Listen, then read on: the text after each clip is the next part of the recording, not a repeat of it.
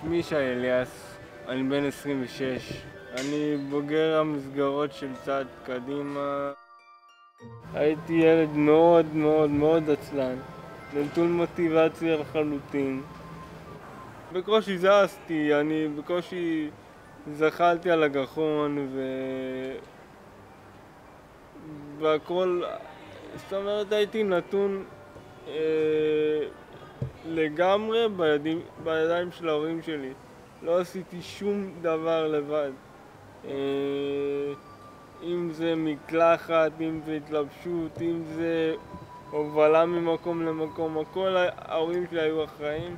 וברגע שנכנסתי לצעד קדימה, אז הכל השתנה.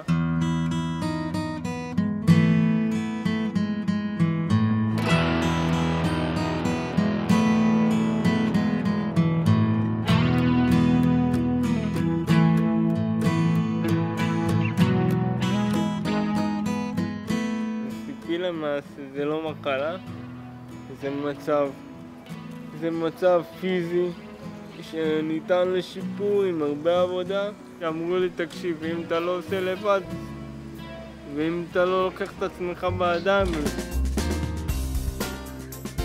תהליך החינוך השיקומי מלווה בהדרכת הקונדקטורים, אנשי המקצוע המומחים של צעד קדימה, על פי גישת החינוך המדריך. גישה פסיכולוגית חינוכית המעמידה את אישיותו של המשתקם ואורח חייו במוקד העבודה עמו, תוך שילוב הממדים הפיזיולוגיים והרפואיים בתוכה. המטרה של החינוך המדריך הינה ללמד דרכים חלופיות להתמודדות עם המוגבלויות המוטוריות וליצור לומד אוטונומי המסוגל ללמוד, להסתגל ולהתפתח דרך הכוונה עצמית במטרה להשתתף בחיים באופן אקטיבי ועצמאי יותר. אני למדתי בחטיבה רגילה, תיכון רגיל, סיימתי בגרות מלאה, אחרי מאבק לא קצר הצלחתי גם להשתלב בתוך המסגרת הצבאית. בעיקר עסקנו, אני והחברים שלי, בתקשורת הישראלית והבינלאומית. אתה שואף קדימה ותמיד אומרים לך שב, כאילו לא אומרים לך את זה מפורשות, אבל אומרים לך תניח את עצמך בצד, אתה עשית את שלך בזה שהתנדבת. אז עצם זה שאתה כל פעם בא וצריך להוכיח את עצמך מול אנשים אחרים, זה לא קל.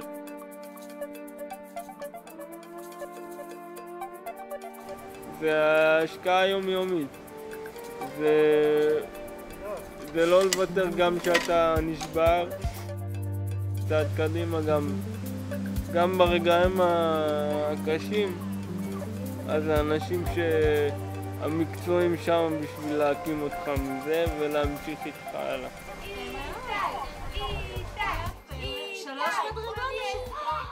זו שיטה שגם שינתה את ההורים שלי. עד כמה שזה נשמע מצחיק, אצל אמא שלי ושינה המון. אני זוכר שהיא הייתה נכנסת לחדר 20,000 פעם ושואלת אותי אם אני צריך עזרה להתלבש. ואני הייתי צריך לצרוח עליו ולסלק אותה החוצה. והיום זה אחרת, היום היא פשוט לא נכנסת. וזה הייחודיות של השיטה. שהיא מערבת את המשפחה בתהליך שהילד עובר.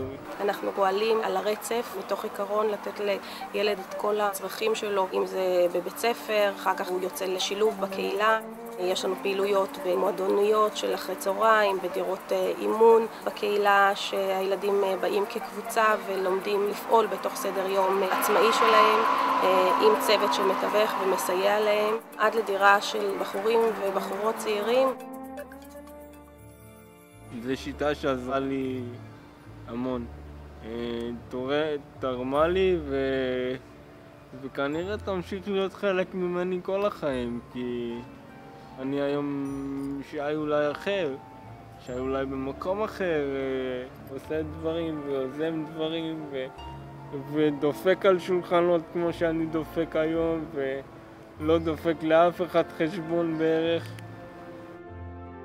לפני שנה וקצת עברתי לפה לחיפה, אני גר לבד, לומד באוניברסיטת חיפה עבודה סוציאלית שנה שנייה. אסור לוותר, כי אם אתה תוותר על מה שיש בחוץ, ויש הרבה אתגרים בחוץ, אז יוותרו עליך.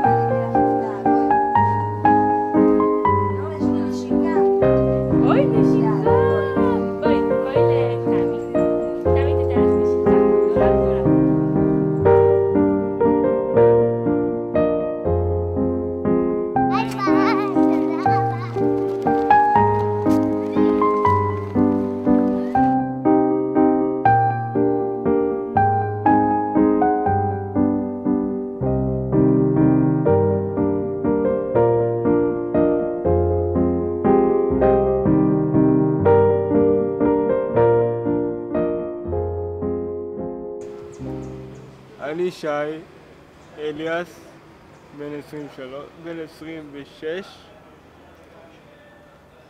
אפילו הורדתי בגיל, כן, לא רוצה להיות